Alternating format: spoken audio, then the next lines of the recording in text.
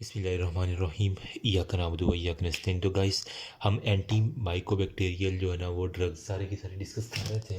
तो last video में जो है ना वो हमने डिस्कस किया था किसको, ये जो आइसोनियाज़िड को, ठीक है, इसकी ये सारे की सारी मैंने यहाँ तक डिस्कस कर। अभी जो है ना वो रिफेम्पिन जो है ना इसको थोड़ा सा डिस्कस करते हैं, ये होती क्या है, इसका एक्शन क्या है, जल्दी से बताऊँगा कि ये देखो ये टीबी के जो है ना वो कम्बिनेशन के अंदर जो हम ड्रग देते हैं ना, जो सेकंड ड्रग जो इम्पोर्टेंट है वो रिफेम्पिन है। एक्ट इसने कैसे करना है, एक्ट करती है ऑन डीएनए डिपेंडेंट, ठीक है, आरएनए पॉलीमरेज एंजाइम। अब ये जो है ना आपने अगर ट्रांसक्रिप्शन वाला चैप्टर अच्छे से पढ़ा हो ना तो वहाँ पे एक एंजाइम आपको ये दिखेगा डीएनए डिपेंडेंट आरएनए पे। ये इस जनाबजादी ने जो है ना जाके रिफेम्पिन ने इसके ऊपर जाके ना एक्ट कर देना है।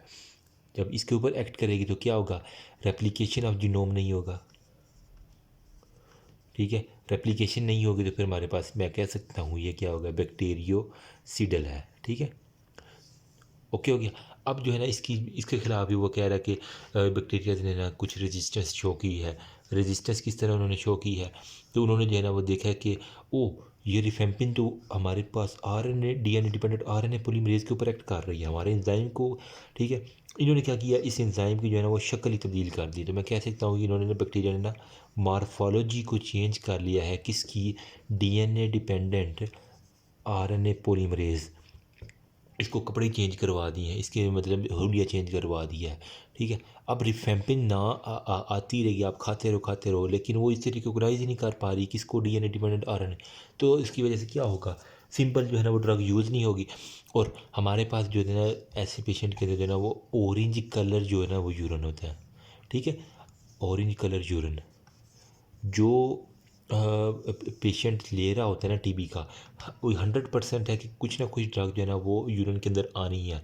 तो जो उस पेशेंट को हम कहते हैं कि भाई आपका यूरिन ना जिस तरह माल्टेर रंग का होता है ना, फेंटा आपने यार वो कोल्ड ड्रिंक होती है, बिल्कुल वैसा जो है ना वो क्लिनिकल कंडीशन, अगर आप उसका यूरिन सैंपल देखें तो बिल्कुल वैसा आपको दिखेगा, ठीक है। तो यूरिन कलर सैंपल आपने कहना परेशान नहीं होना, ये आपके अगर यूरिन के अंदर आ रही तो इसका मतलब है कि वो कुछ ना कुछ मेटाबोलाइज भी तो हो ही रही होगी ना, सही है। तो एक ये इसकी बात होगी। ये भी यूजेज इसके बात करें रिफेम्पिन के, तो ये भी फर्स्ट लाइन ऑफ ड्रग जो है ना टीबी की, उसी के अंदर हमने इसको डिस्कस किया था। अगर आपको टेबल याद हो वो जो हमने फर्स्ट वीडियो में, तो ये है फर्स्ट लाइन जो है ना इसके अंदर ड्रग यूज़ करिए। अगर आइसोनियाज़िड की रेजिस्टेंस हो जाए तो भी रिफेम्पिन हम दे सकते हैं, ठीक है। अगर हम जो पहली ड्रग दे रहे हैं ना आइसोनियाज़िड, अगर इसकी रेजिस्टेंस हो भी गई है ना तो कोई मसला नहीं है, हम उसकी जो है ना फर्स्ट लाइन ड्रग में रिफेम्पिन को चला सकते हैं। हो सकता है कि वो बैक्टीरिया रिफेम्पिन के खिलाफ रेजिस्टेंस ना हो, तो ये भी एक किसकी है, तो ये भी उन पेशेंट के दी जैसे जिनके अंदर जो है ना वो कॉन्टैक्ट हिस्ट्री पॉजिटिव है। अगर आइसोनियाज़िड वर्क नहीं कर रही तो रिफेम्पिन देख लो, इंशाल्लाह वर्क कर जाएगी, ठीक है। जो जो लेप्रेसी के पेशेंट होते हैं ना जिज़ाम के, ठीक है, लेप्रेसी वाले जो पेशेंट हैं उनकी थोड़ी सी बात कर दूं कि उनको भी जो है ना हम ये रिफेम्पिन वाली जो है ना वो मेडिसिन दे सकते हैं।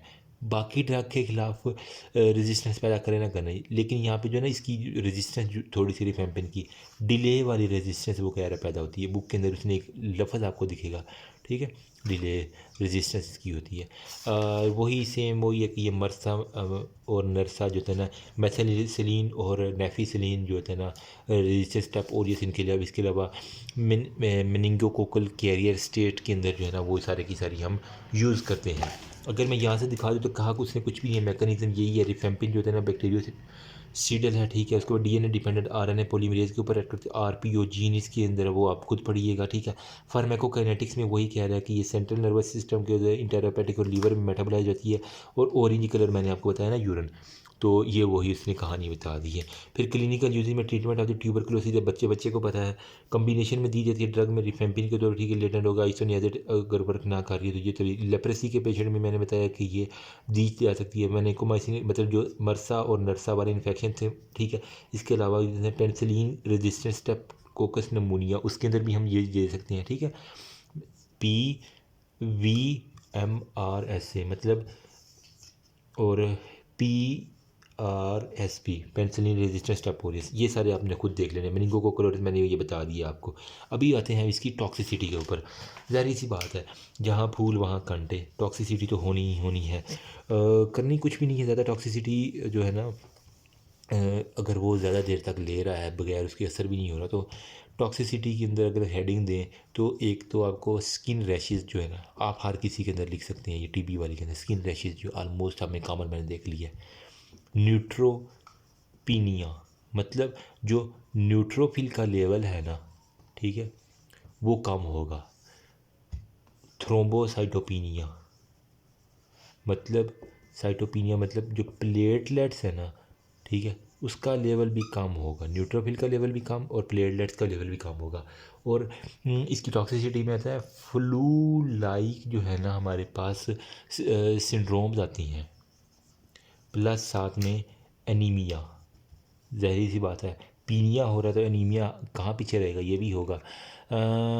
ये एक होता है inducer of the drug metabolising enzyme, ठीक है, ये काम आइसोनियाजिड के उल्ट है सारे का सारा कर देता है। इसने एक बात लिखी हुई है, पता नहीं अब आपको समझ आएगी कि नहीं। ये यहाँ पे देखते हैं टॉक्सिसिटी में मैंने बताया कि काज करता है light chain protein in urine. Protein in urine आ सकते हैं, स्किन रैशेज हो गया, थ्रोम्बोसाइटोपिनिया हो गया, नेफ्राइटिस हो गया, लीवर डिसफंक्शन, ये भी सारे के सारे होंगे। मोटी मोटी जो है ना आपने याद कर लेने हैं।